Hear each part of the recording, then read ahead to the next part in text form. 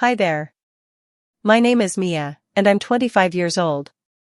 Before I dive into this story, I want you to take a second and really ask yourself something.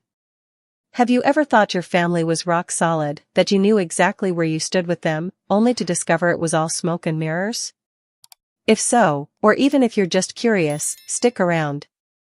And please, while you're here, drop a comment below telling me where you're watching from. I love knowing how far these stories travel. Also, don't forget to hit like and subscribe.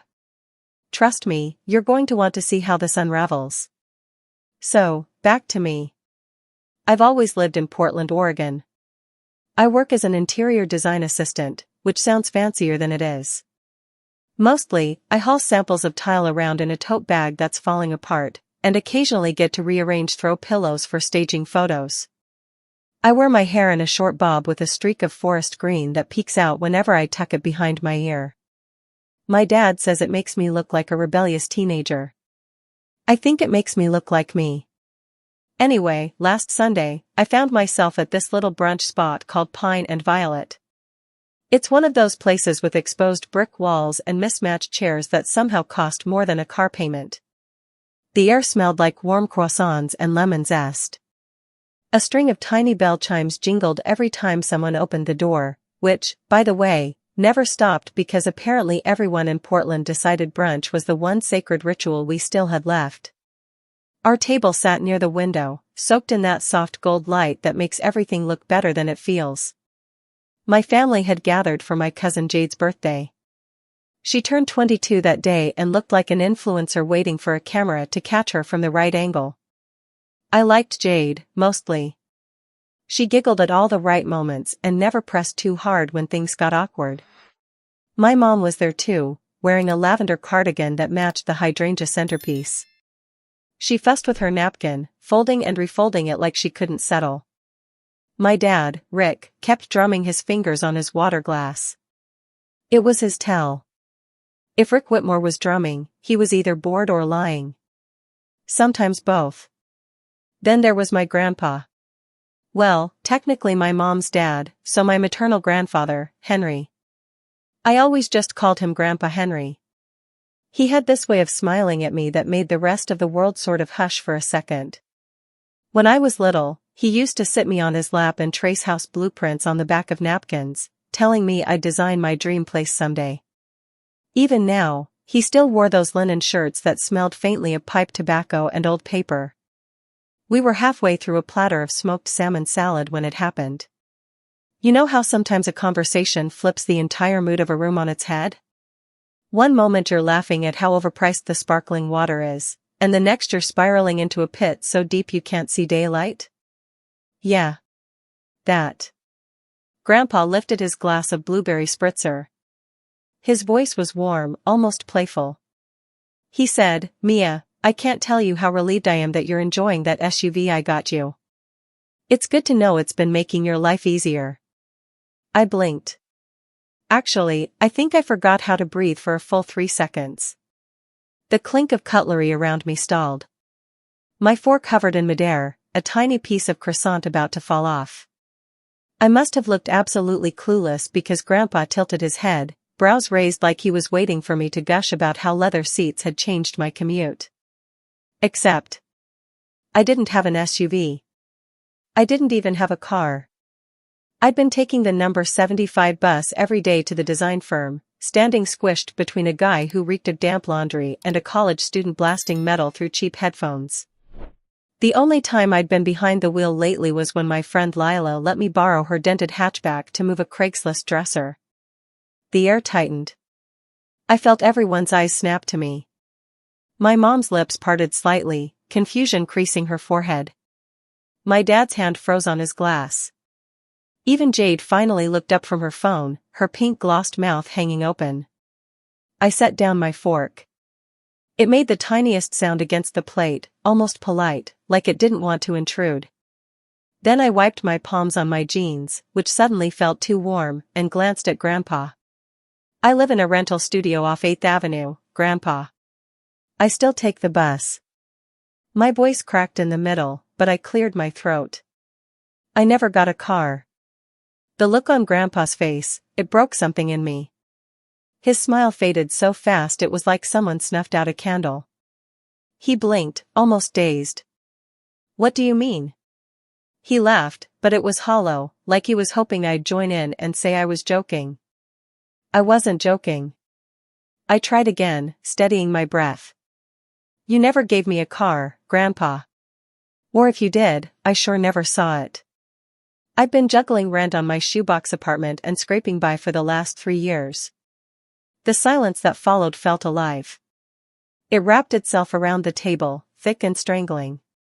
My dad shifted in his seat, cleared his throat roughly, and reached for his glass again, but his hand trembled just enough to make the ice clink.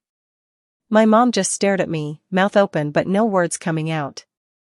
In that moment, I wondered if you've ever felt the floor disappear under you while everyone else just sat there, pretending gravity still worked. Because that's exactly what it felt like. And that was only the beginning. Because in the next few minutes, the lies that held my family together would start to crack so wide, there'd be no way to patch them. But I'll get to that. Before we plunge any deeper, tell me in the comments, if you were sitting at that table, would you have spoken up? Or would you have swallowed the truth just to keep the peace? Be honest. I'll be reading. I've been thinking a lot lately about how childhood memories can be both the sweetest and the sharpest things we carry. How they sometimes glow so bright you'd swear you could step back into them, only to cut you when you reach out. When I was a kid growing up in Portland, my world was ridiculously small and weirdly perfect. We lived in a pale yellow house on Hawthorne Boulevard that smelled constantly of brewed coffee and my mom's cinnamon bread. There were potted daisies lined up on the porch steps, always a little crooked because our cat, Pickles, liked to knock them over chasing moths. My hair was long then, all the way to the middle of my back, usually tangled because I refused to let Mom brush it. I spent hours on the living room carpet with colored pencils, sketching little rooms with oversized windows and too many throw pillows, narrating to myself what kind of people might live there. My dad, Rick, seemed bigger than life back then. He was the sort of dad who'd come home smelling like engine oil and lumber, scoop me up under one arm and act like I weighed nothing. I used to ride on his shoulders during the city's fall harvest festival, squealing whenever he'd pretend to drop me. I'd clutch the ends of his hair and he'd laugh so hard it rumbled in his chest. Sometimes I wonder if I made those memories prettier in my head than they actually were. Do you ever do that, too? Polish up old days so you don't have to question what they really meant. Then there was Grandpa Henry. He lived in a cozy Craftsman a few blocks away, with a squeaky screen door and hydrangeas blooming thick along the walkway. His house always smelled faintly of cedar and the old leather covers of the books he hoarded. Grandpa was gentle in a way that didn't draw attention to itself. He never raised his voice. Instead, he'd pause before he spoke, like he wanted to be sure his words wouldn't bruise. Saturdays were our thing.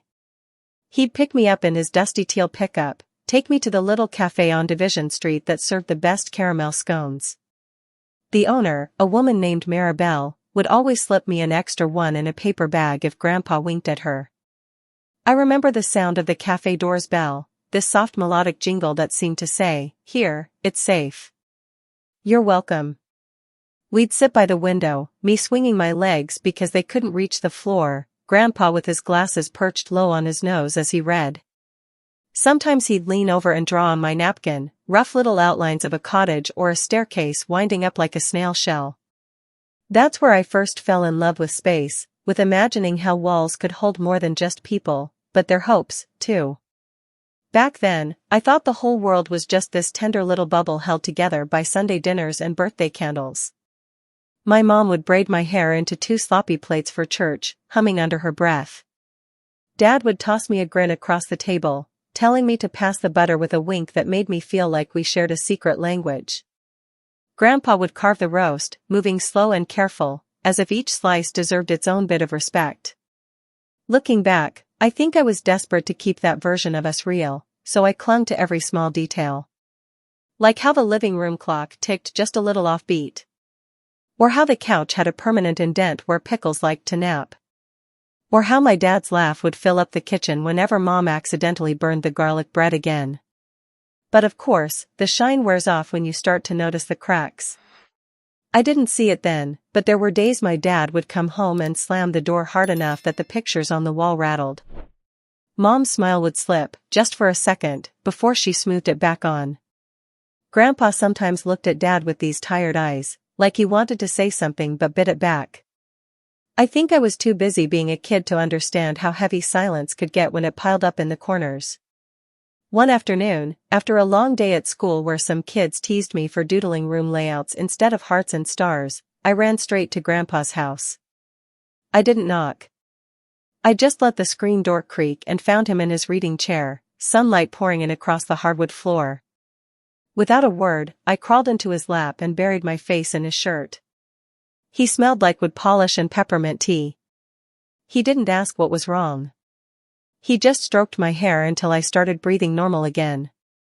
Then he said, in that quiet, certain way of his, "Mia, the best thing you can build in this life is a space that makes you feel brave." I didn't totally get it then, but I nodded like I did. Because I wanted to be brave. I wanted to believe that if I built enough pretty rooms on paper, somehow everything ugly would stay out. Funny how even back then, I must have known some part of our world was shaky. I wish I could end this little walk through my childhood right there, wrapped up in Grandpa's arms with that soft afternoon light slanting across us. But life doesn't freeze at the good parts, does it? It keeps rolling on, whether you're ready or not. And soon enough, that safe little bubble I'd clung to would show just how thin it really was. But I'll get to that. For now, I want to know, have you ever looked back on your childhood and realized you missed all the warning signs?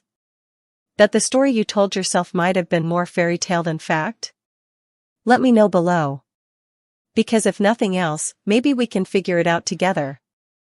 Growing up has this way of peeling back all the bright layers you painted over your childhood.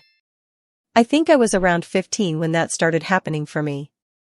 Before then, I still carried around the echo of simpler days, afternoons at Grandpa Henry's house, the scratchy couch fabric under my legs, the gentle click of his old clock that seemed to keep better time than any of us. But by high school, the shine on my family had started to dull. It was small things at first. My dad, Rick, began staying later at the auto shop he managed, coming home with grease still under his nails and a sigh like he'd spent every ounce of patience he had on strangers' cars. My mom, always soft-voiced and careful, seemed to walk around our house like she was afraid to bump into something fragile.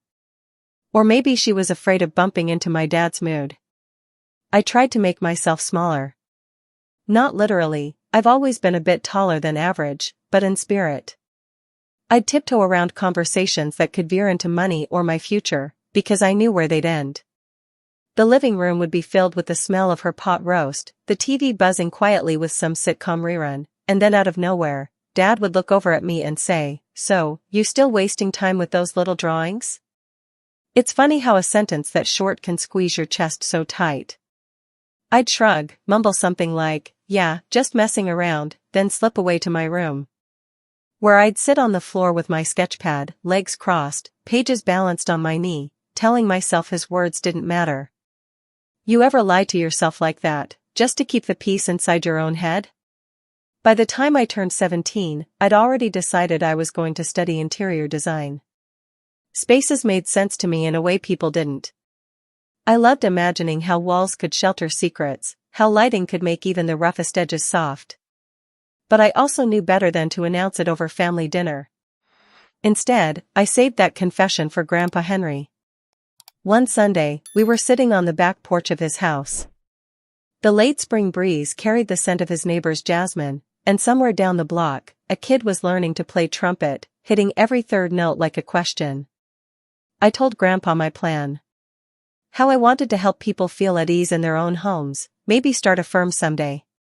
His eyes crinkled at the corners, this look that always made me feel like I'd said the smartest thing in the world. "You build more than rooms, Mia," he told me. "You build places where people remember who they are." That stuck with me. Still does. Senior year rolled around, all deadlines and cheap coffee and trying to dodge other kids who thought prom was the most important milestone of their lives. I barely went to parties. I'd rather have been home rearranging my bookshelf, or sketching layouts for tiny apartments that could somehow still hold everything important. When acceptance letters came, I got into a small program right in Portland. Not glamorous, but perfect for me. I remember running into the kitchen, waving the envelope, my heart beating so hard it felt like my ribs were shaking. My mom hugged me, her eyes shiny in that way that made me hope she was proud. Then Dad came in, wiping oil off his hands with an old rag. He listened, nodded slowly, then let out a dry chuckle. Interior design? Mia, come on. Why not something solid? Something that actually pays bills. The words fell so easily from his mouth, like he'd been practicing them. I laughed too, because what else was I supposed to do, and said I'd think about it. I didn't. Moving into my first campus apartment was this bittersweet victory. It was tiny, the linoleum was cracked, and the fridge hummed so loud it felt like it had opinions. But it was mine. I could tape my sketches on the walls without anyone raising an eyebrow. I could stay up till 3 a.m. working on a color palette and eat leftover dumplings straight from the carton. Freedom tasted like cheap takeout and I loved it. Still, I couldn't entirely shake Dad's voice in the back of my mind. When money got tight, and it always did, I'd imagine him saying, "I told you so." During my sophomore year, I called him once, hoping maybe time had softened something. I asked if he knew of any part-time work, maybe even at his shop. He laughed, this low scratchy sound, and said, "Try waiting tables first. See if that builds character." That was the last time I asked him for help. From then on, I hustled on my own. I took shifts at a little cafe on Stark Street that always smelled like burnt espresso and cinnamon. I learned how to fake smile through customers who snapped their fingers at me, and how to budget tip money down to the dime. At night, I'd drag my tired feet back to my apartment, collapse on my squeaky mattress, and wonder how long you're supposed to chase a dream before admitting maybe it doesn't want to be caught. I kept telling myself it would all pay off. That one day I'd land the perfect project, or see my name on the window of a design firm, and Dad would finally see me, really see me, and maybe even say he was wrong. You ever cling to a hope like that? The kind that digs under your ribs and won't let go, no matter how many reasons you have to set it down?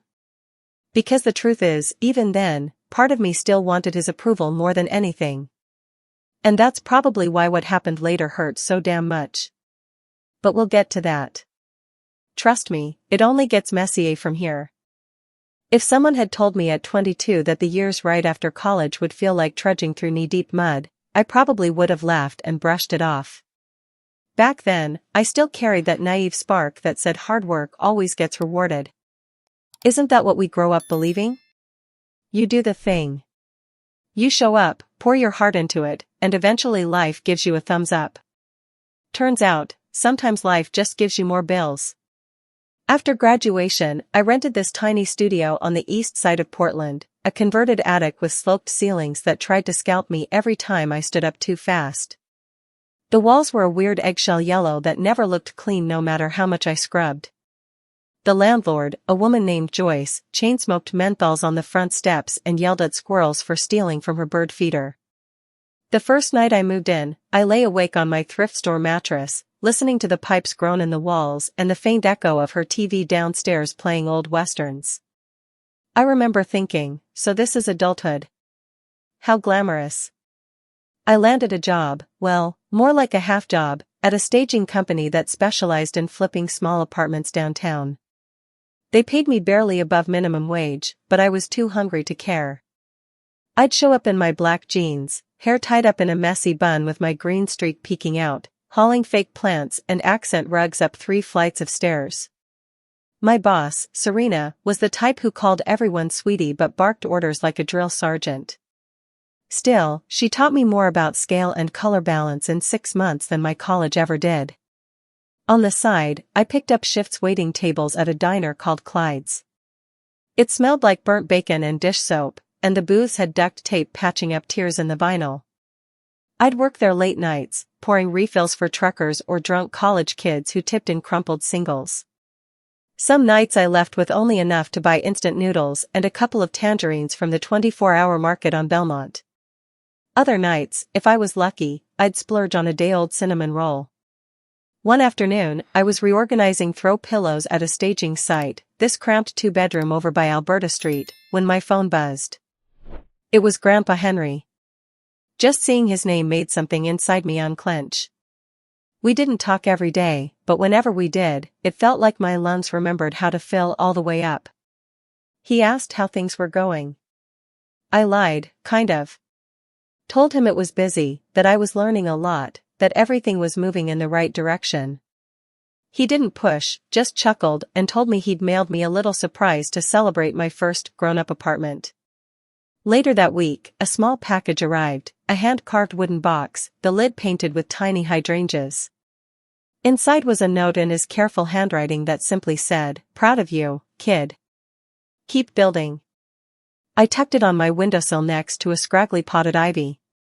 Every time I felt like a fraud, which was often, I'd open that box and reread the note. Meanwhile, things with my dad were, well, they were exactly how you'd expect. I'd call to check in and it always circled back to money. "Are you still wasting time with that staging gig? When are you going to get a real job?" I'd joke that he should let me redesign his shop office, slap some funky wallpaper behind his counter. He'd grunt and change the subject. I think part of me still believed if I kept things light, if I made it sound like I didn't need anything, maybe he'd eventually offer. Of course, that day never came. Sometimes, when the bus would lurch past slick dealership lots on Sandy Boulevard, I'd catch sight of those shiny SUVs under showroom lights and wonder what it'd feel like to slide behind the wheel of something that actually started every time you turned the key. I didn't know it yet, but that question was going to matter more than I could have guessed. Nights were the hardest. I'd come home from Clyde's after midnight, uniform smelling like fryer oil, feet swollen in my off-brand sneakers. My apartment felt colder then. I'd wrap myself in an old quilt from Grandpa Henry and sit cross-legged on the floor, sketchpad balanced on my knee, trying to design spaces that felt warmer than the one I lived in. It was a silly ritual, I guess, drawing luxury bathrooms with marble counters while my own faucet leaked into a rusty tin bowl. But it kept me sane. Gave me something to reach for. I think we all need a tiny lie to keep us going. Mine was simple. I told myself this was temporary. That someday I'd have clients who actually cared about the details, who'd trust me with more than rearranging second-hand chairs. That maybe I'd even have a cozy car to haul around fabric samples without worrying the engine would die at a stoplight. Funny thing about hope, it's stubborn. It'll stick to your ribs long after common sense says it shouldn't. Of course, I didn't know yet that the one person who could have made everything easier had already decided I didn't deserve it. Didn't know that while I was scrubbing diner counters at 2 in the morning, someone else was sitting on a secret that could have changed my entire life. But we'll get there. Because the moment that truth finally clawed its way to the surface, nothing about my little eggshell yellow attic, or my cracked dreams, would ever be the same again. If there's one relationship that's always been the hardest for me to pick apart, it's the one I have with my mom. Her name is Sophia. She's got these gentle brown eyes that seem to always be waiting for bad news, and a nervous habit of twisting the gold ring on her index finger whenever the room gets tense. Some days I wonder if she even realizes she's doing it. Growing up, Mom was the soft landing. The one who'd pack my lunch with handwritten notes on napkins, who'd remind me to wear a scarf when Portland's damp wind turned icy. She was forever humming little melodies under her breath while folding laundry, the smell of lavender sheets trailing behind her. There's a quiet sweetness to my mother that I loved, and maybe that's why it took me so long to admit that love didn't always translate to protection. In those first years after college, when I was still splitting shifts between the staging company and Clyde's Diner, I'd stop by my parents' house every other Sunday. Mostly out of habit. They lived in the same place on Hawthorne I grew up in, still painted that tired buttercream yellow, the porch steps sagging a little more every season. I'd walk in and be hit by the familiar scent of roasted garlic and oregano. Mom was always trying a new chicken recipe she'd found online, hoping it'd be the one Dad would rave about. Usually he just grunted, barely glancing up from the local sports channel blaring from the living room. We'd all sit at the oval table that used to be bright oak but was now scratched and nicked with years of dinner knives and careless elbows. Dad would complain about the guys at the auto shop, how nobody wanted to do an honest day's work anymore. I'd nod along, spooning peas onto my plate, wondering if he realized the irony. Whenever he'd turn his attention to me, it was always with this thinly veiled skepticism. Still scraping by with that decorating gig? When are you gonna wake up, Mia, and do something that actually matters? I'd swallow the lump in my throat and force a smile. It pays my bills, Dad. I'm learning a lot. He'd let out this low chuckle, more like air leaking from a tire. Sure, kid. If you say so. And Mom, well, Mom would just watch. Her hands wrapped tight around her water glass, that ring spinning over her knuckle again and again. Sometimes she'd open her mouth like she was about to jump in, defend me maybe, but then she'd close it. Take a small sip instead. Once, I caught her eyes flicking nervously between us, like she was calculating whether it was safer to stay silent.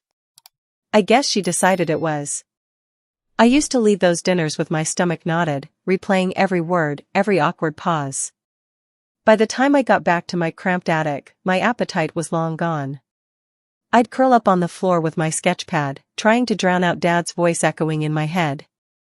It's strange, how sometimes the things we most want to hear, like, I'm proud of you, or you're doing fine, are the very things withheld. Like affection had to be rationed in our family. One evening stands out more than the rest. It was late spring, maybe May. The hydrangeas outside their porch were starting to bloom, pale blue against the peeling paint. I'd just gotten off a double at Clyde's and was exhausted, my sneakers damp from a sudden Portland drizzle. I dropped by because Mom had texted me she made lemon bars. Those were always my favorite. We sat in the kitchen, the old ceiling fan rattling above us.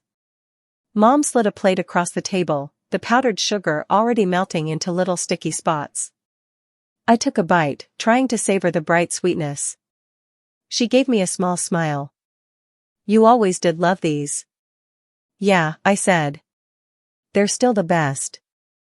We sat there like that for a while, the only sounds the hum of the fridge and the faint roar of the TV in the other room. I wanted to tell her about how the staging company had finally let me lead a tiny studio redesign, about how I'd picked out this gorgeous teal accent chair that pulled the whole space together. But when I opened my mouth, I caught Dad's voice drifting in from the living room. He was yelling at the game, calling someone an idiot. I watched Mom flinch, just slightly. Her hand went right back to twisting that gold ring. So I swallowed it all down. Instead, I asked if she wanted to see pictures from the job sometime. Her shoulders relaxed a fraction and she nodded. Sure, sweetheart. That'd be nice. But she never followed up. Never asked again. And I never brought it up twice. I think the hardest part wasn't Dad's criticism. It was Mom's silence. How she let his words hang there, unchallenged, settling over me like a heavy coat I didn't ask to wear. Sometimes I'd catch her looking at me with this tiny furrow between her brows, like maybe she wanted to apologize for something she didn't have the language for. Do you ever wonder how much damage is done by the things people don't say?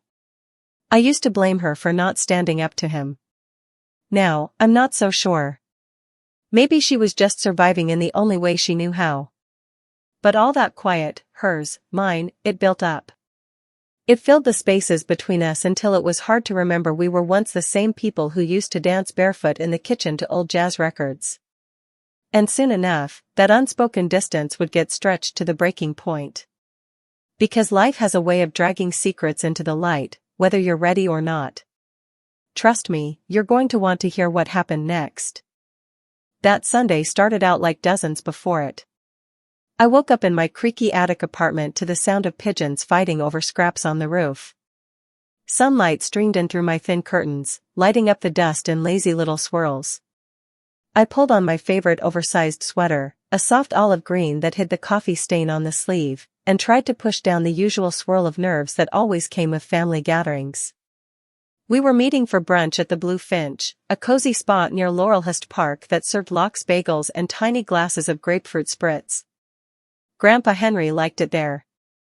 Said it reminded him of a place he used to take Grandma before she passed. The restaurant was small, with mismatched wooden chairs and vases of fresh daisies on each table. A little bell above the door announced every new arrival, a gentle chime that somehow made the whole place feel safe. I should have known better. When I got there, the table was already buzzing. My cousin Jade was flipping through photos on her phone, showing off her new puppy. My mom sat next to her, carefully stirring cream into her coffee until it turned the palest beige. Dad was across from them, tapping something out on his phone, probably complaining to one of his buddies about the Trailblazers. Grandpa sat at the head of the table, looking cheerful and a bit flushed from the early round of drinks. I settled into a chair between Mom and Jade.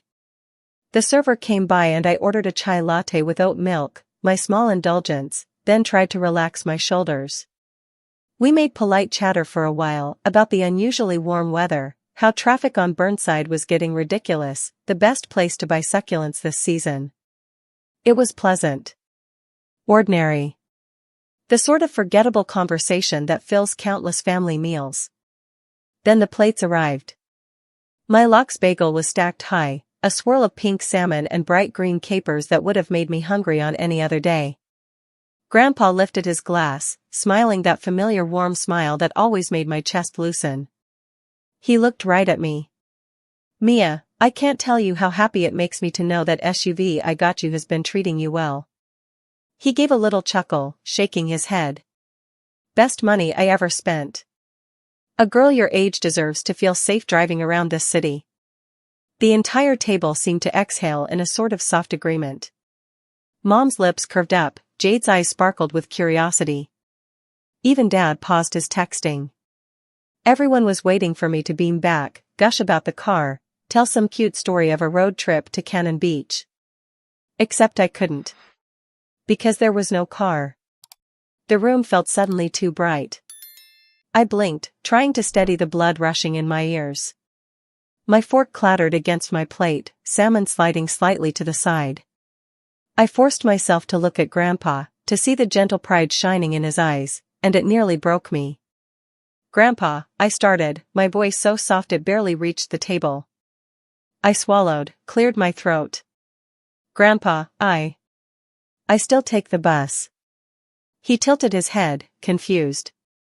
"What do you mean, kiddo?" "I'm talking about the car I bought for you after graduation. The one I sent your dad the money for." My stomach turned cold. I could feel Dad stiffen next to Mom, his shoulders drawing tight. Mom's spoon hovered over her cup, a tiny drip of coffee sliding off to stain the saucer. Jade set her phone down, eyes darting between us. I drew in a shaky breath. "You didn't give me a car, Grandpa. You might have sent money, but I never saw it. I've been catching the 20 or the 75 for the last 3 years, hauling sample boards on the bus, trying not to bump into people who look at me like I'm dragging garbage." There was a thick pause, like the whole restaurant had sucked in its breath. I could hear a baby giggling at another table, the bell above the door chiming faintly as someone came in. My face felt hot, but I kept going.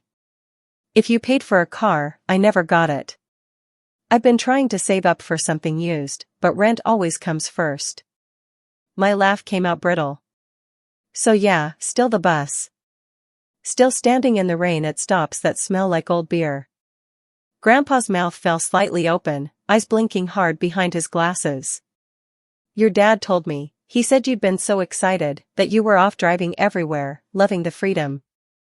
My heart twisted. I didn't want to look at Dad, but I did. He sat there, one hand gripping his phone so tight his knuckles were white. His jaw worked like he was trying to chew through gravel. I waited for him to jump in. To deny it, maybe. Or laugh it off. Even roll his eyes and call me dramatic. Instead, he just stared at the table, like maybe the salt shaker was suddenly fascinating. Mom made a soft sound, almost a squeak, and finally looked at Dad, her eyebrows pulled together. "Rick? Is this true? Did you?" He let out a sharp breath, still not meeting anyone's gaze. I felt my whole body start to tremble. Not from fear exactly, but from something deeper. Like every quiet moment of doubt I'd ever swallowed was clawing its way out. Grandpa's hand came down on the table, not hard, but firm enough that the silverware rattled. His eyes were on Dad now, bright and shocked. "I wired you that money so Mia could start her adult life safe and supported. You told me you took care of it." Dad finally looked up, his expression flat. "I meant to." "Meant to?" I nearly laughed.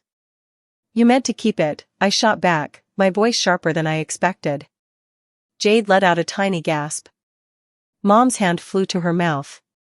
Grandpa looked like someone had pulled the rug out from under him. You know that feeling when the whole foundation of your life shifts, and you realize you've been standing on sand this entire time? That was me, right there, at the Blue Finch, with my bagel growing cold under a room full of witnesses who suddenly weren't sure what family meant anymore. But trust me, that was only the start of how deep this would go. And it wasn't going to stay confined to brunch for long. It's strange how quickly a simple brunch can transform into a public autopsy of your family. 1 second you're spearing capers on your fork, trying not to drip cream cheese on your shirt, and the next, everyone's secrets are laid bare under the soft glow of pendant lights. I couldn't stop myself. Maybe I should have. Maybe I should have waited, pulled Grandpa aside later. But something in me snapped, the part that had spent too many nights sitting on cold bus benches, hugging samples to my chest, trying to believe my life was going exactly the way it was meant to. I was tired of making excuses for how small things were when they never had to be. Dad didn't try to deny it. Not really. He just sat there, mouth a tight line, thumb tracing circles on his phone screen like he couldn't wait to disappear into it. The longer he stayed silent, the more the air seemed to thicken. Even the waitstaff, who had been bustling around with trays of pastries and fresh carafes of orange juice, slowed to a cautious glide past our table. I turned to Grandpa. His eyes were rimmed red, like he was forcing back tears, and his hand gripped the edge of the table so hard I could see the veins pop. "Grandpa," I said quietly, "he never gave me anything." "That money? It never turned into a car. It never turned into anything for me at all. I've been patching my life together with late-night diner shifts and staging commission scraps. Meanwhile, Dad let me believe that was just the way starting out is supposed to look. Like struggling was some rite of passage I deserved. My mom's face had gone completely pale, her fingers tangled together in her lap. Every so often, she'd look at Dad, as if begging him to jump in, to tell me I was wrong, that it was all a misunderstanding. But he just stared at the water glass in front of him. A tiny bead of condensation trickled down the side, disappearing into the white tablecloth. For a second, I fixated on that drop like it was the only real thing left. Then Grandpa finally found his voice. His words came out rough, almost hoarse. "Rick, I wired you that money for Mia. $100,000 so she could start her life without fear. I trusted you. You told me she was safe, taken care of. You lied to me. You lied to your own daughter." Dad let out a short laugh that sounded more like a bark. "Oh come on, Dad. You're blowing this way out of proportion. It's not like she's starving. She's just learning responsibility. You think kids get handed everything?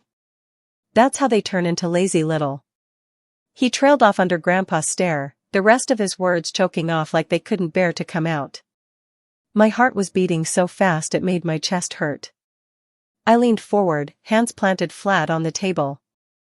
"Responsibility? That's rich. You let me believe you were being the tough love parent while pocketing the money that could have changed everything for me. You told me to work harder, be grateful for crumbs, all while cushioning your own investments." I paused, searching his face for anything, remorse, anger, embarrassment, but all I saw was that hollow stare. Jade cleared her throat, shifting uncomfortably in her seat. Her hand crept toward mine under the table, giving my fingers a quick squeeze. Across from us, Mom's eyes had filled with tears, her lips trembling like she wanted to apologize for something she couldn't fix. The restaurant felt too quiet. I heard the faint crackle of the overhead speaker as some gentle folk song started playing, the singer's voice achy and low. A couple at the next table glanced our way, their smiles flickering into awkward concern before they ducked back into their own brunch plates. You ever wonder how many families look picture perfect until you lean in close enough to see the cracks? I always did. Turns out, we were one of them. Grandpa slowly pushed his chair back. He looked years older all of a sudden, shoulders slumping under some invisible weight. He turned his gaze to me, and for a heartbeat I braced for disappointment, for some quiet chastising that I shouldn't have made a scene. Instead, he just nodded, jaw tight. "Mia," he said, his voice breaking, "I promise you, this isn't over." I didn't realize I'd been holding my breath until it whooshed out of me. The table seemed to tilt for a moment. Dad opened his mouth like he might say something, some slick defense or biting insult, but thought better of it. He shut it again and leaned back, arms crossing tight over his chest. I pushed my chair out, the leg scraping against the floor with a sharp squeal that made several heads turn. My hands were shaking. I gathered my purse, felt Grandpa's warm palm on my shoulder for just a second, anchoring me. Then I straightened up, took a long look at my father, and walked out of the Blue Finch. Outside, the late morning sun was harsh, bouncing off car windshields and making my eyes sting. I stood on the sidewalk for a moment, gulping in air that smelled like warm asphalt and sweet pastries from the bakery next door. Part of me half expected someone to run after me, Mom or Jade, but no one did. And maybe that was for the best. Because sometimes silence says everything words can't. Of course, I didn't know then just how far Grandpa would go to set things right. Or how ugly it would get before it started to heal. But I was about to find out. And so was my dad. I barely slept the night after that brunch. I lay on my lumpy mattress, watching the streetlights cast shifting patterns across my ceiling, replaying every word, every stunned look from across that restaurant table. You'd think that kind of confrontation might leave you feeling lighter, but honestly, all I felt was raw. Like my insides had been scrubbed with steel wool. The next morning, my phone buzzed way earlier than usual. Grandpa Henry's name popped up on the screen. I sat up so fast I nearly knocked over the glass of water on my nightstand. He didn't waste time on small talk. "Mia, can you come with me to the bank today? I've already made some calls. I want this cleared up before I take another breath in this city." A tiny spark lit up somewhere in my chest. It wasn't quite hope yet, but it was close enough that I found myself nodding even though he couldn't see me. "Of course, Grandpa. Tell me when and I'll be there." By noon, we were walking into the downtown branch of Rosewood Credit Union. It was one of those places that tried to look comforting, all polished wood counters and little bowls of peppermints at the reception desk. But it still smelled faintly of printer ink and cold air, like every bank I'd ever been in. I wore my best jeans and a crisp white blouse I usually saved for staging showings. Grandpa looked like he'd stepped straight out of a magazine in his navy sport coat and brown leather shoes. He carried a folder under his arm, stuffed with printouts and handwritten notes that I could see were already dog-eared from how tightly he'd been gripping it. We sat down with a banker named Marlene, who was probably in her early 50s. She had sleek silver hair pulled back into a bun and glasses that kept sliding down her nose every time she peered at the screen. Her desk was decorated with a tiny ceramic frog holding a dollar bill, and for some reason, that little thing almost broke me. Because even in a place like this, someone wanted a scrap of whimsy. A reminder that money wasn't supposed to be this cold. Grandpa explained everything, voice calm but clipped. Marlene nodded, tapping at her keyboard with long, coral-painted nails. The rhythmic clacking filled the silence until she finally let out a tiny, satisfied sound. "All right, here it is. I see the transfer from Mr. Henry Whitmore's account to Rick Whitmore 4 years ago. Noted as a gift for vehicle purchase for Mia Whitmore." She turned the monitor slightly toward us. There was the date, right there in black and white, along with the sum. $100,000. My mouth went dry. Seeing it spelled out like that made it all real in a way that Brunch Showdown never could. But then Marlene clicked her mouse again.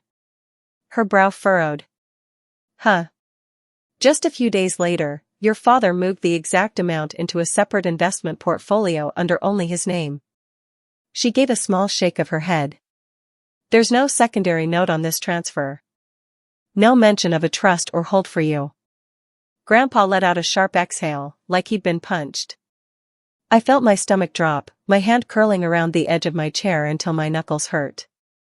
I'd spent years blaming myself for not working hard enough, for being stuck on buses and in moldy apartments, thinking maybe that was just what someone like me deserved. But it had never been about me at all. Can we get a printed record of everything? Grandpa's voice was low, but there was steel in it I'd never heard before. Marlene nodded. Of course, sir. I'll be right back. While she was gone, Grandpa slumped slightly in his chair. He looked so tired, like someone had drained all the color from him. I reached over, laid my hand on top of his. For a second, neither of us spoke. You know, I finally said, when I first moved into that attic studio, I told myself I was building character. That struggling made me more real somehow. But that wasn't true. I was just scraping by because someone else decided to keep what wasn't theirs. Grandpa's eyes met mine, rimmed red. I trusted your father. I thought I was helping set you up, giving you something to start fresh. I never imagined he'd. He trailed off, words catching on the thick knot of emotion in his throat. I squeezed his hand. This isn't your fault. It's not on you to predict how someone else's greed might show up. You ever wonder about that? How sometimes the biggest betrayals come from the people you're sure would never hurt you. It's like your heart refuses to do the math until there's a ledger right in front of you, black and white, undeniable. Marlene came back a few minutes later with a slim stack of papers. Grandpa took them with a clipped nod, carefully slipping them into his folder like they were fragile. He thanked her, voice a little rough, and we stood to leave. In the lobby, as we paused near the big glass doors, Grandpa turned to me. There was a look on his face I'd never seen before. Determination, yes, but also this weary sadness. Like he'd finally realized the family story he'd been telling himself for decades was a half-truth at best. Mia, he said, tomorrow we're seeing my attorney. This isn't just a family spat. It's theft. And it ends now. My heart flipped. For the first time in a long while, I felt like maybe the floor wasn't about to drop out beneath me. Maybe someone was finally choosing to stand on solid ground beside me. I didn't know yet just how far Grandpa was willing to go. But by then, a quiet certainty had settled into my bones. We were going to face this together. And that changed everything. That night, I couldn't bring myself to go home. The idea of climbing back up those creaky attic steps, of sitting alone on my lumpy mattress with my mind spinning like a broken record, felt unbearable. So I ended up at Grandpa's house instead, the same little craftsman on Hawthorne I'd run to as a kid when middle school drama felt like the end of the world. He didn't hesitate when I called. By the time I got there, the porch light was glowing, and he was waiting on the steps in his slippers and old plaid cardigan. He didn't say much, just opened his arms, and for a second I let myself lean into that familiar warmth. Funny how being held by someone who sees all your bruises and still pulls you close can make you feel less like you're coming apart. Inside, the house smelled like chamomile tea and the faint woodsy note of his pipe tobacco. The TV in the corner murmured low, some black and white western he'd probably seen a dozen times. We settled at the kitchen table with mismatched mugs. Mine had a faded illustration of Mount Hood, his was just plain blue. He flipped through the paperwork from the bank, smoothing the pages like he was trying to iron out what my dad had done. Every so often, he'd let out this soft little sigh that sliced right through me. You know, Mia, he said finally, I never thought I'd be the kind of man who needed to hire lawyers to sort out family matters. I trusted Rick would always put you first. You're his daughter. His only kid. I watched the steam rise from my tea. Part of me wanted to reassure him, to say something that would soften the blow. But another, sharper part knew that wasn't my job. I wasn't responsible for fixing the mess Dad made. I think I've spent most of my life wanting him to be someone he never planned on being, I said. I kept hoping that if I worked harder, or kept my problems small, he'd see me as worthy. That he'd finally look at me and think, there's my daughter, and I'm proud. Grandpa's hand closed over mine, gentle but firm. You always were worthy, kid. You didn't need to prove that to anybody. Least of all him. You ever have a moment where the truth hits so clear it's almost like you're standing outside yourself? That was me, right then. I could see every choice I'd made trying to earn scraps of approval. The endless hours at 2 jobs, the swallowing of small humiliations, the smiling through worry that maybe I was just too fragile for real life. All for a pat on the head from a man who was never going to give it. I didn't cry. Which surprised me. I think my body was done with tears for the day. Instead, I sat there with Grandpa while the TV droned on, and something inside me quietly clicked into place. Later, when he went to bed, I stayed up on his old corduroy couch, legs tucked under me, scrolling through design blogs on my phone. I looked at bright kitchens with teal cabinets, airy living rooms draped in trailing pothos, tiny bathrooms transformed by clever tilework. Usually, this ritual made me ache with wanting. But that night was different. I felt steady. Like maybe I didn't have to keep treating my dreams like guilty indulgences. The next morning, the house was filled with the smell of burnt coffee. Grandpa was already on the phone, pacing the kitchen floor in his slippers, talking to someone named Howard in clipped, icy tones. I leaned in the doorway, arms crossed, taking in the hard set of his jaw, the way he didn't pause to explain or soften his words. I don't care if it's Sunday, Howard. I want every transaction Rick ever made with my accounts. I want you to start paperwork to revoke any access he's got. And draft a letter making it clear he no longer manages a single cent on my behalf. His voice was steel. A side of him I'd never seen, not even the time he had to call animal control on a neighbor's wild dog or when his favorite watch got stolen by a homemade years ago. This was different. This was Grandpa standing up not just for himself, but for me too. He glanced over and caught me watching. For a second, something soft flickered through his expression. Then he nodded, almost like we were teammates sharing a silent agreement. When he finally hung up, he ran a hand over his hair, which stood up in tufts from where he'd been tugging at it. I guess I let myself believe your dad would do right by you. I should have paid closer attention. That's on me. No, I said, shaking my head. It's not on you. It's on him. I've spent enough time taking responsibility for things that were never mine to carry. The rest of the day was a blur of calls and appointments. We went to the bank again, then to a lawyer's office downtown with polished stone floors that made our footsteps echo. Grandpa handled most of the talking. I just sat beside him, heart galloping, half waiting for someone to come tell us we were being dramatic, that families shouldn't air dirty laundry like this. But nobody did. Turns out, when the numbers are all there on crisp white paper, even the messiest secrets have to stand up and salute. By the time we got back to Grandpa's house, the sun was hanging low, streaking the sky pink and orange. I stood on his porch for a long moment, breathing in the cool air scented with damp earth and late-season roses from his neighbor's yard. In that quiet space, I realized something. I didn't feel small anymore. For the first time in years, maybe ever, I felt like my life was mine to claim. Not something I had to justify or minimize. I didn't know exactly what came next, or how Dad would react when the walls started closing in on him. But I knew one thing for sure. I wasn't going back to begging for scraps of love or security. Not from him. Not from anyone. And that shift inside me? That was everything. You'll see just how much it mattered in what happened next. Trust me, it only got more intense from there. It was strange pulling up to my parents' house after all this time, the same buttercream paint now looking more faded, the flower beds mostly bare except for a couple stubborn marigolds trying to hold on. I stood at the end of the walkway for a second, my palms slick with sweat, trying to gather my breath. Funny, isn't it, how you can dread stepping over a threshold you once raced across barefoot as a kid?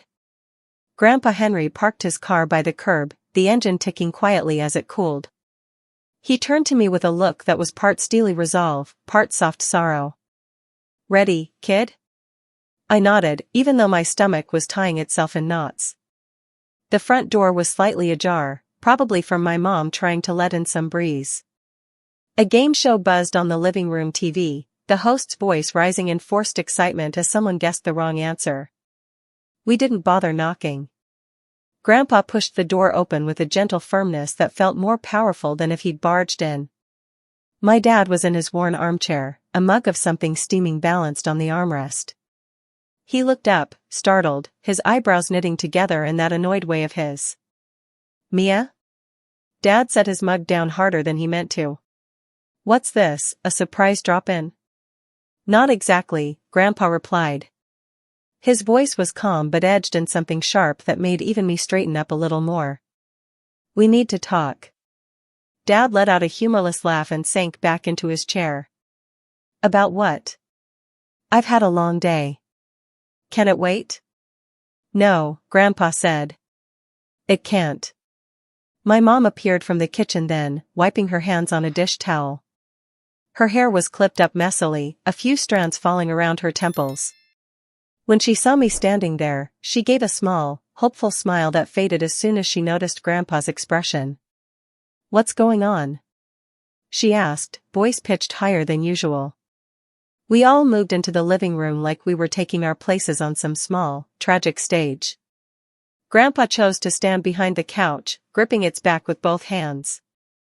I stayed by the doorway, arms crossed over my chest more to keep from trembling than anything else. Grandpa laid it out simply, without drama. He explained what we'd found at the bank. The direct evidence that the money he'd sent, money meant to give me a start, had gone straight into one of Dad's personal investment accounts. His words didn't boom or break. They just sat heavy in the space, undeniable. My dad's face went through a quick dance of reactions. Surprise first, then irritation, then a sort of shrugging indifference. "Oh come on, Dad. You're making this a federal case over nothing. I didn't steal from anybody." Mia was fine. She learned to hustle. That's called building grit. You ever want to shake someone by the shoulders, just to rattle the nonsense out of them? Because that was all I could think about standing there, hearing him justify turning my life into a struggle he got to profit from. I cleared my throat. "Dad, I lived in an attic where the ceiling leaked every winter. I spent years riding buses past dealerships full of cars I thought were just out of reach, never knowing one had already been paid for in my name. You told me I was lazy. That I needed to try flipping burgers before asking for help." The bitterness in my voice startled even me. I guess it had been simmering too long to stay polite. He didn't look at me. Instead, he picked at a fray in the arm of the chair. "Your generation thinks everything should just be handed over. Back in my day, we didn't get a bailout from Grandpa every time life was tough." "This isn't about a bailout," Grandpa snapped, his voice suddenly slicing through the room like a knife. His hands were shaking where they gripped the couch. "This was a gift. For Mia. To start her life without chains around her ankles. You stole that. From me. From her." My mom made a tiny strangled sound. She was twisting that gold ring on her finger so hard I thought it might snap. "Rick, is this true?" Dad exhaled, loud and dismissive. "Look, I put it somewhere it could grow. I was going to hand it over eventually. Maybe for a wedding, or a house down payment. Something that made sense." "Something that made sense?" I repeated. My voice broke, then steadied. "You let me bust my back working 2 jobs while telling me I was spoiled, knowing the whole time you were sitting on money meant to ease my start. You let me think my struggle was my own fault." The TV in the corner droned on, oblivious to our unraveling. "Someone won a new dishwasher." The crowd cheered. Grandpa's shoulders slumped then, like he'd run out of air. He nodded once, slow and heavy. "All right. Then we'll do this properly. I've already spoken to my attorney. You'll pay Mia back, every cent, and there will be paperwork to make sure it happens. And you'll tell the family exactly what you did, so no one is left wondering where loyalties stand. Dad's mouth fell open, a flush creeping up his neck. That's ridiculous. I'm not airing our dirty laundry for a bunch of nosy relatives. Grandpa's eyes hardened. Then I'll see you in court. The silence that followed was thick enough to feel. Mom sat down on the edge of the couch, tears brimming. I realized, standing there in my scuffed sneakers, that there were some moments in life that didn't feel victorious or cathartic. They just felt necessary. I turned to leave, my hand already on the doorframe. Behind me, Grandpa let out a breath like he'd been holding it forever. This was it. The point where we stopped pretending, where truth finally put its foot down in our living room. And as scary as it was, it also felt like the first honest thing that house had held in years. The next Sunday arrived with an odd sort of hush over Portland. The sky was a low sheet of gray that threatened rain but couldn't quite commit, and the breeze smelled faintly of damp sidewalks and early blooming lilacs from someone's yard. Grandpa Henry had arranged for the family brunch at a little bistro on Alberta called Haven's Table, a spot known for its sage omelets and flaky pistachio croissants. Usually it was a happy place for us, full of lazy weekend chatter and clinking coffee cups. That morning, it felt like the stage for something none of us really knew how to brace for. I wore a rust-colored dress that fell to my knees, a bit wrinkled from hanging in the back of my closet too long. My hair was still chopped into that stubborn bob with a streak of green, grown out a bit now so it curled softly at my shoulders.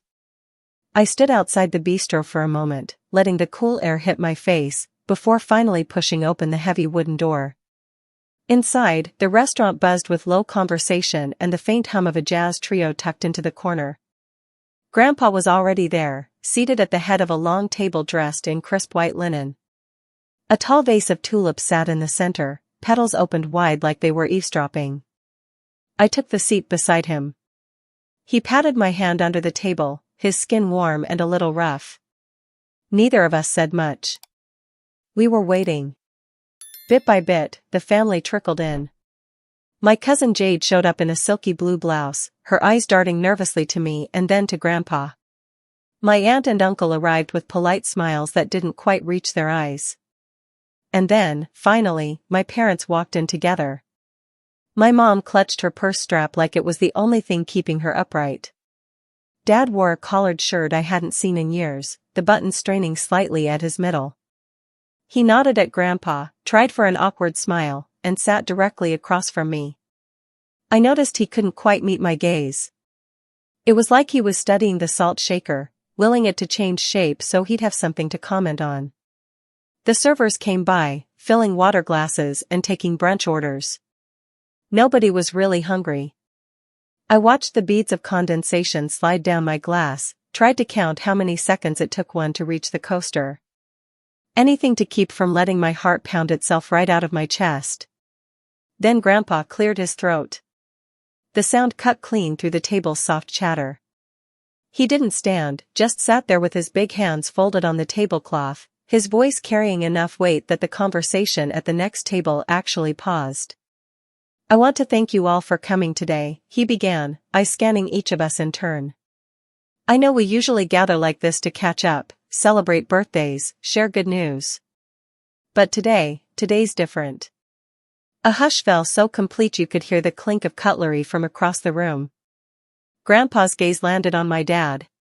For years ago, I gave Rick a substantial sum. Money meant as a gift for Mia, to start her life with some security and comfort. He told me it went to buying her a car, setting her up for adulthood. For years, I believed that. Dad shifted in his seat, cleared his throat, but Grandpa didn't slow down. I recently found out that was a lie. Not a misunderstanding, not a delay. A lie. That money never went to Mia. It was siphoned into private accounts while she worked 2 jobs, lived in a leaky attic, and struggled to get by.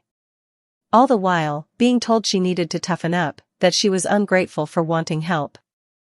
I felt my mom's hand graze mine under the table, hesitant, like she was testing if I'd pull away. I didn't, but I couldn't bring myself to squeeze back either.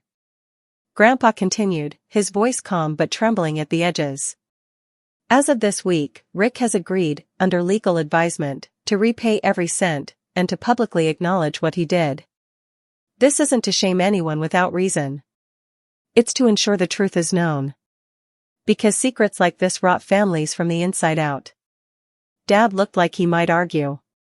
His mouth opened, but then he caught Grandpa's stare, steady and unflinching, and seemed to deflate. With shaky hands, he pulled a folded paper from his pocket. His voice cracked on the first few words. I, Rick Whitmore, stole money intended for my daughter, Mia. I misled my father and let my daughter believe her hardships were entirely her fault. I will return the full amount within 6 months. I am deeply sorry for the pain I caused. Silence fell again, but it wasn't peaceful. It throbbed with discomfort, eyes darting, small coughs meant to break the tension. My cousin Jade reached over and squeezed my arm. My aunt blinked rapidly, like she was trying to process how long she'd been sitting next to this family story without knowing the rot underneath. Dad wouldn't look at me. I waited, almost foolishly, for something more. Maybe an off-script apology, some tiny sign that he understood just how deeply this had carved into me. It never came. Grandpa reached over and took my hand again, squeezing it tight. His palm was slightly damp. I realized then it wasn't just me who needed this moment of exposure. He did too. Because love, I've come to learn, isn't just warm words and Sunday pancakes. Sometimes it's dragging the ugly truth into daylight, even if it means people shift away from you at the table. The server came by, awkwardly offering refills, her eyes wide as if she'd accidentally walked into a scene that was none of her business. Nobody wanted more coffee. Eventually, Grandpa stood, slowly like his knees protested the effort, and laid a few bills on the table. I guess that's that, he murmured. As we left the restaurant, the sun finally broke through the gray, splashing patches of gold onto the sidewalk. Grandpa walked beside me, our shoulders brushing, and for the first time in years, I didn't feel like I was carrying my whole world alone. I didn't know what the next family gathering would look like, or who would show up. But I knew this, we weren't hiding anymore. And in a messy, imperfect way, that was its own kind of peace. It's been about 8 months since that brunch, though sometimes it feels like a lifetime. Other days it still feels raw, like if I run my tongue over the memory, it might bleed. Healing is weird that way. It doesn't move in a straight line, more like little circles that keep widening until one day you realize the sting isn't right under your skin anymore. A lot has changed. Grandpa kept his promise in full force. After that showdown, he moved quickly to secure every last piece of his finances away from my dad's reach. Within weeks, he'd set up a trust directly in my name and hired a financial planner who treated me like an actual adult, not a clueless kid with empty pockets. He also insisted I get out of that attic studio. I remember trailing behind him through sunlit hallways with polished wood floors, peeking into units with wide windows and real closets, trying to wrap my head around the fact that one of them could actually be mine. We settled on a bright one-bedroom just off Hawthorne, not far from the indie cafes I loved. It has big bay windows that spill morning light across the oak floors. The first morning I woke up there, I just sat on the edge of my bed, hugging my knees, staring at the blue sky like it was the newest thing in the world. I filled the place slowly, choosing pieces that made me smile. A vintage green armchair with a tiny tear I covered with a patch. A wobbly side table I found at a yard sale. Shelves I built with Grandpa on a Saturday afternoon, the two of us covered in sawdust, laughing when we accidentally nailed a bracket in upside down. The best part is I finally dusted off that old folder labeled design projects on my laptop. You know, the one that used to sit ignored behind tax documents and rent reminders. I poured my heart into updating my portfolio, put together mood boards, and started applying for freelance gigs. It felt shaky at first, like I was stepping onto a rope bridge. My hands would sweat just clicking send on an application. But then, slowly, replies trickled in. A small architecture firm asked me to consult on staging tiny homes for new buyers. Then a local boutique hotel wanted ideas for cozy reading nooks. Each job was a little breath of validation, reminding me that maybe I wasn't some lost cause Dad always hinted at. I even hosted my first brunch a month ago, right here in my own living room. Grandpa brought a giant bouquet of sunflowers that took up half my tiny kitchen counter. Jade came too, wearing a sundress with lemons on it and offering to make mimosas. The whole apartment smelled like maple syrup and cinnamon rolls. We talked about travel dreams, silly dating mishaps, and for a few precious hours, it was easy to believe nothing had ever been fractured. My mom came by a week later, alone. She stood in my doorway twisting that gold ring of hers, her eyes darting around like she was taking inventory of this new chapter of mine. Then she stepped forward and hugged me so tight it knocked a little breath out of my lungs. I didn't ask her to apologize. Some things are bigger than sorry. Sometimes just showing up means everything. As for my dad, well, he paid back the money on time, just like the papers said he would. But the apology stayed in the neat, impersonal lines of that document he read out loud. He hasn't set foot in my apartment, hasn't called. Part of me used to ache over that. Now? I've made peace with the silence. Not every absence is a wound. Sometimes it's a chance to finally breathe. You ever think about how strange it is, the way we chase love and approval from people who only know how to measure us by their fears? I used to believe if I was just a little quieter, a little more agreeable, maybe I'd earn a seat at their table. Turns out, I didn't need that seat. I just needed my own table. My own bright little apartment, my own messy shelves and patchy chairs. My own life. And you know what? It's enough. More than enough, actually. The other night, I stood at my window with a mug of peppermint tea, watching the street lights blink on. A couple walked by hand in hand, laughing about something that echoed up to my third-floor window. I pressed my palm to the cool glass and thought, I'm still here. Still building. Still learning that I don't have to prove my worth to anyone who doesn't want to see it.